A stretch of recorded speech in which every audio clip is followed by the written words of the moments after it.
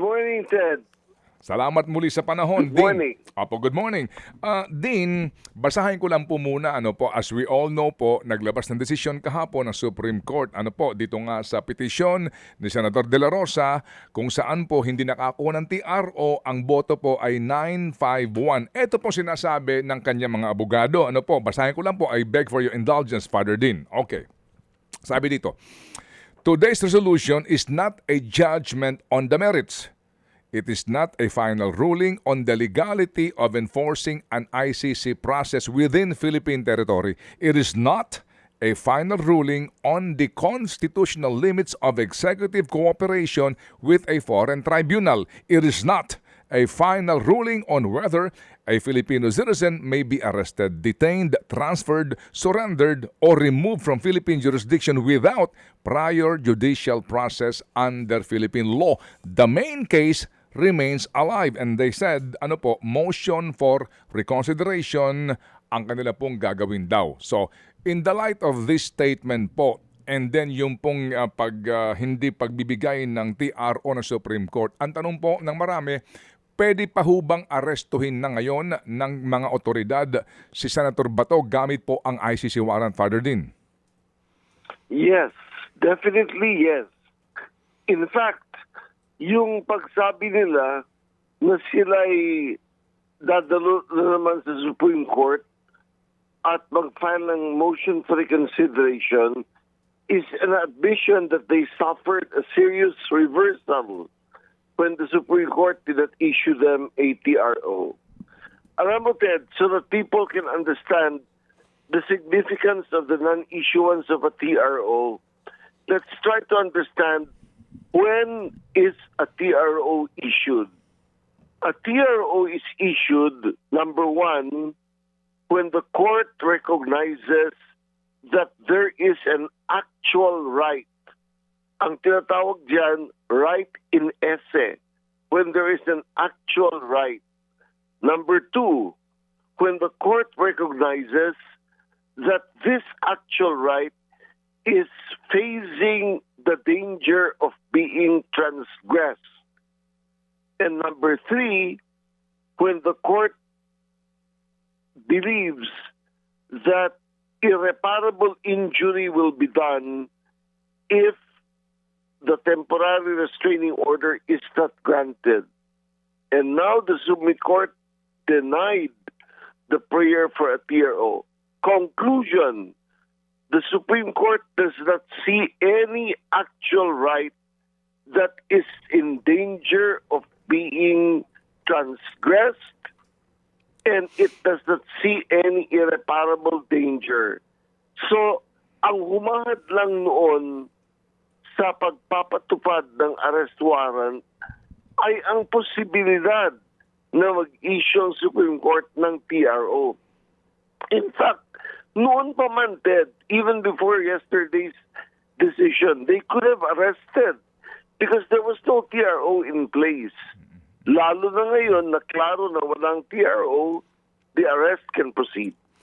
And we have to put emphasis, Father, na before po yung una po nilang petition for TRO, nagkaroon sila ng urgent motion after the shooting incident in the Senate.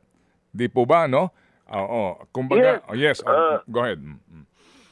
They had an urgent petition and then successive urgent manifestations praying for and the Supreme Court turned them down.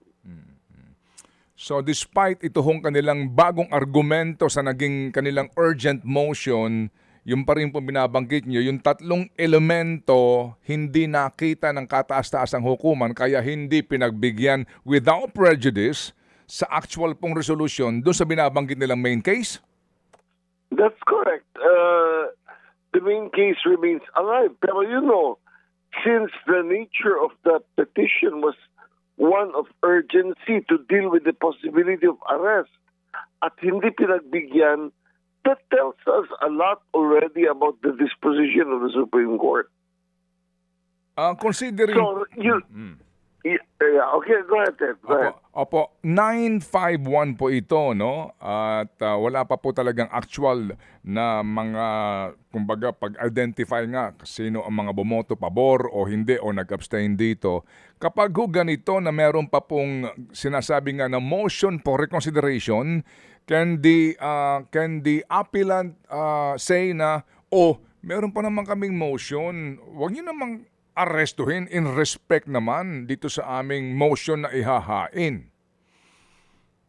No, they cannot use their own maneuver to stop the government when the Supreme Court itself has clearly declined from issuing them a TRO. Kung gusto sana ng Supreme Court na wala munang magpapatupad ng arrest warrant, pinagbigyan sana sila at nag-issue sana ng temporary restraining order, because that would have been the result of the temporary restraining order. Ngayon na hindi pinagbigyan, there is really nothing to stop the arrest warrant from being served and executed. Sino po ang law enforcement agency na dapat pong magsilbi nitong arrest warrant na ito? Any law enforcement agency. So that means the Philippine National Police, that means the National Bureau of Investigation, that means the Criminal Investigation and Detection Group, and any other law enforcement agency. So, dito po kasi, noong if you recall, kung inyo pong nababalitaan nga, yung mga nagdaan na mga sinasabi ng kalihim ng DILG, hindi kami mag-enforce niyan kasi hintayin namin yung Interpol notice para gumana dito through Interpol, gaya ng ginawa kay dating Pangulong Duterte. Ang sinasabi nila, DOJ na yan o NBI. Ano ho ang inyong take doon, Father Dean? I don't know where John Victor Mulya is getting his idea that it has to pass by the Interpol. The directive that binds the Philippines to cooperate with the ICC is Article 127 of the Rome Statute. And there is no necessity for an arrest warrant issued by the ICC to pass through the Interpol. What we are obliged to do is to cooperate with the ICC in regard to cases filed at the time or investigated at the time na kumalas tayo sa ICC. Opo. At ito nga din po siguro nga ngayon, bone of contention ika nga po nitong mga nagtatalo-talo. But meantime, ang present case natin kaninyo, pwede na itong arestuhin ng PMP, ng NBI o anuman pong law enforcement agency na meron pong poder na mag-serve ng arrest warrant.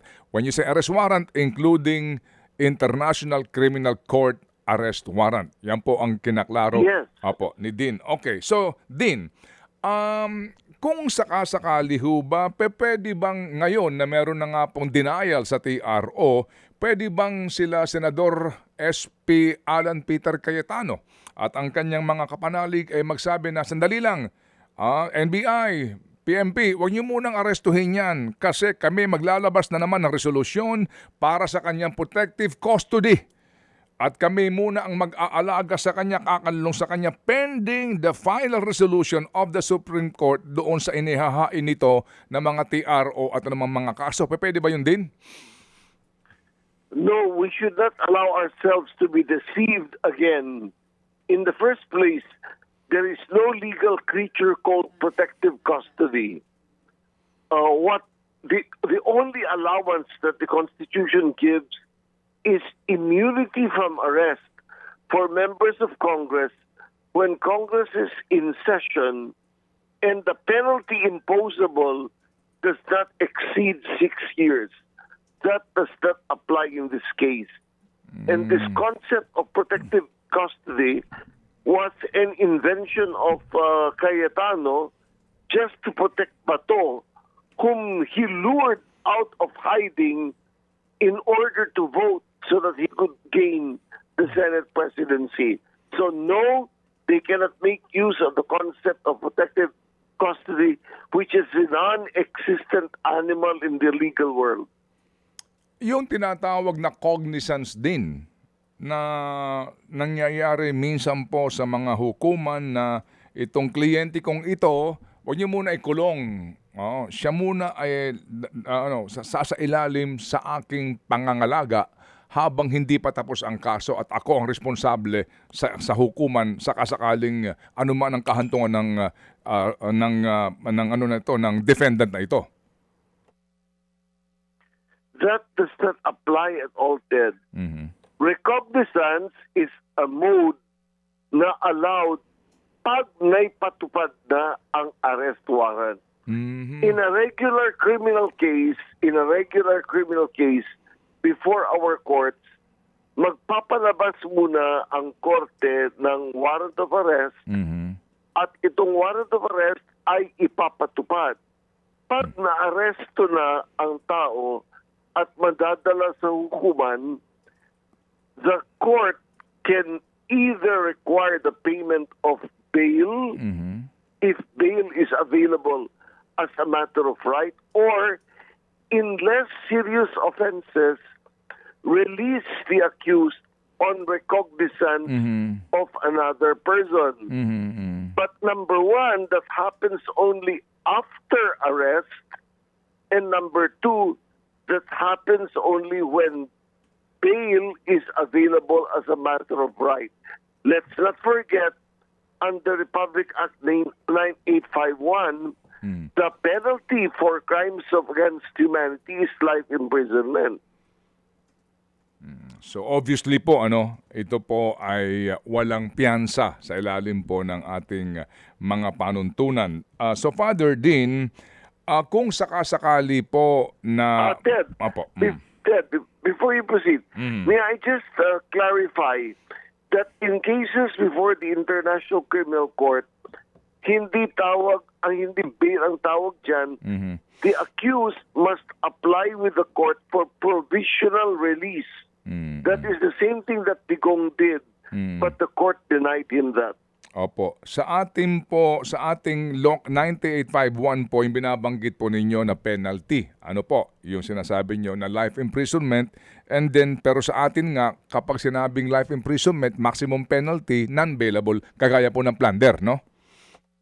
Of course, Opo. yes. Okay, sige. So, doon po sa ICC ninyo, iba yun, Iba ang iyong ihahain doon. Yung ang pag humiling ka na pansamantala ka munang palalayain for whatever reason na pagbibigyan ng ICC. So, Father Dean, kung maaresto po si Senator Bato ngayon, considering po na yung main case nito hindi pa po nare-resolve, may karapatan na po ang Estado na siya ay isakay ng eroplano at ilipad sa The Hague at dumaan po ng processing doon sa The Hague at dito po wala na siyang dadaanan pang iba kundi straight to the hangar o to the airport?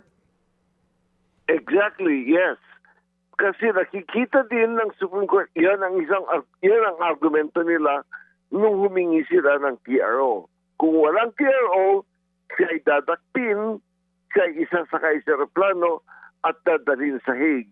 So they asked the Supreme Court, please stop that by a TRO. Hindi pinagbigyan ng Supreme Court. So I repeat, there is nothing to stand in the way of an arrest and his surrender to the Hague. Okay, so ito nga po at ipinapaliwanag ni Father Dean itong isyong ito. Sana po maintindihan ng lahat ng ating mga kababayan na kumbaga ito ay naipapaliwanag sa level na kauna-unawa na po sa ating pong pangkaraniwang mga mamamayan. So Father Dean, again, bago ako tumunghay doon sa pang issue, Father Dean, alam ng Supreme Court, kasi kasama yan doon sa mga binabanggit po na prayer ng petitioner, di po ba? Alam ng Supreme Court, yung pong senaryo na kapag dinampot si Senator Bato at wala nga pong balakid rito, isasakay siya sa eroplano at ililipad sa The Hague. Klaro na po iyon. Of course. In fact, that's a matter of judicial notice, Ted, because as you will remember, yung dating President Duterte, naghain din ng kasintulad na petisyon sa Korte Suprema. In fact, you filed a petition for habeas corpus, which up to now has not been resolved. So the Supreme Court knows exactly what's going to happen.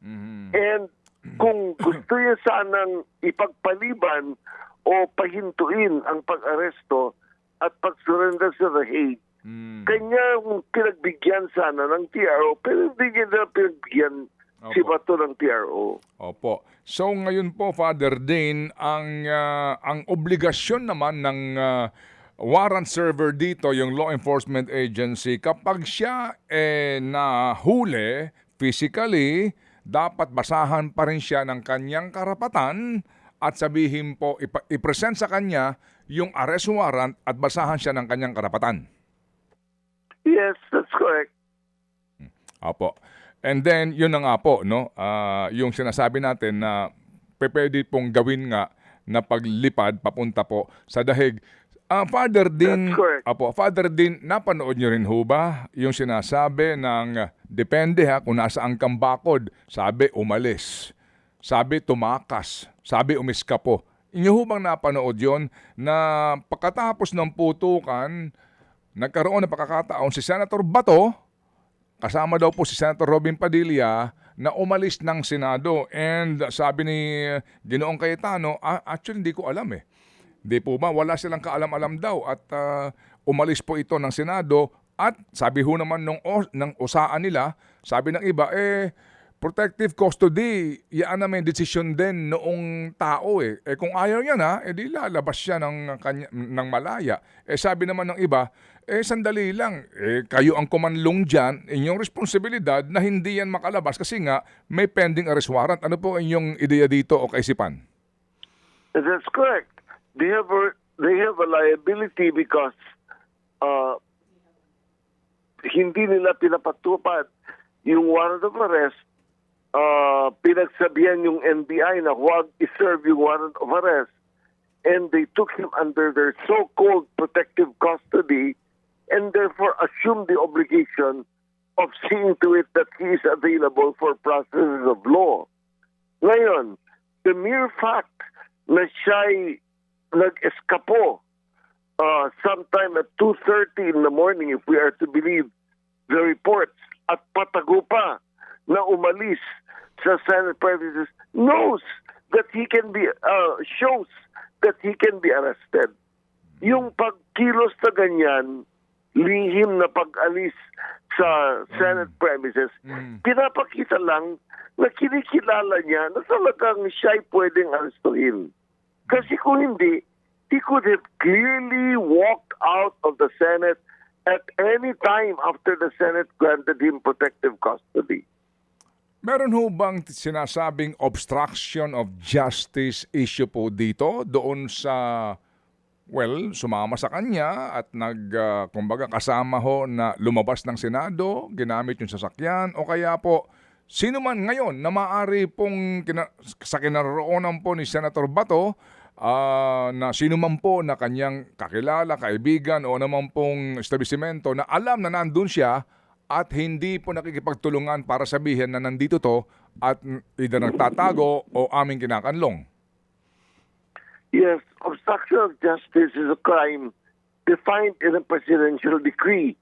Ngayon, it applies first of all to those who tried to prevent NBI from enforcing the warrant of arrest. At pwedeng sampahan din ng demanda ng warrant of arrest kung sino mang kumakandong sa kanya ngayon at hindi nagsasabi kung saan siya at linilin lang yung mga law enforcement officers. So pag tinanong ka, andyan ba kasama mo si Bato? At ang isasagot mo ay wala po. Linilin lang mo ang law enforcement officers. That's obstruction of justice. Now, Ted, I just want to add one more point. May mga balibalita that he has escaped and gone out of the country. Let's not forget, this is a crime against humanity, and under customary international law, it is subject to what is known as universal jurisdiction. In other words, any country where he is can arrest him and surrender him to the Hague. In fact, any country can arrest, prosecute, try, and punish him because crimes against humanity is a crime that invites universal jurisdiction. Wala po yung exemption like yung mga bansa na hindi naman po kasapi ng ICC, Father Dean? All countries are covered by it because it does not depend on the Rome Statute. Yan ay isang doktrina ng customary international law na kinikilala ng mga bansa ng mundo. At kung sakasakali ho ba, ito lang po, no, theoretically po, na nasa ibang bansa itong si Senator Bato, ang law enforcement agencies po ng Pilipinas ay maaring magpatupad ng warrant doon and they can coordinate doon sa host country para po sa kaukulang pong proseso? It is the host country that arrests Ted because we are not allowed to send our enforcement officers there unless that country allows our enforcement officers to go there. Opo. Father Dean, sagarin ko na po ito, no? Meron na pong informasyon officially na nanggagaling sa ICC that Senator Bato is among the wanted persons, no? Sa ilalim po ng ICC because of this arrest warrant. Ang kanya pong identification ay wanted person. Pwede ho ba ang Estado o sino man na magkabit ng poster at maglagay nito na ICC wanted person? Is that legal? Is that lawful? Wala bang nilalabag doon na karapatan nito pong si Ginoong Bato? No, precisely because it merely states a fact. Talaga siyang ICC wanted person. So if you put up a poster and say ICC wanted person Bato de la Rosa, you're merely stating a fact. How can that be an offense? Walang offense yan. Opo. Okay, sige. So, Father Dean, salamat na marami, ha. Muli mas nauunawaan po namin ito. Itong ating aral na ito, partikular po yung tatlo kaninyo na mga elemento, no? Oo, kung bakit nga po kumikilos po ang Supreme Court sa mga petisyon na kahilingan po ng temporary restraining order. Father Dean, as usual, thank you very much po and Godspeed. Thank you, Dad. Thank you. Mga kapatid, patuloy po kayong tumutok sa 105.9 True FM para sa totoong balita, impormasyon, music and entertainment. Mag-subscribe sa aming YouTube channel at podcast at sundan nyo kami sa Facebook, Instagram, X at TikTok sa True Network PH. Bisitahin din po ang aming official website, truefm.ph. At panoorin din kami sa True TV Signal, Channel 19. Kami po ang 105.9 True FM. Laging true sa'yo, kapatid.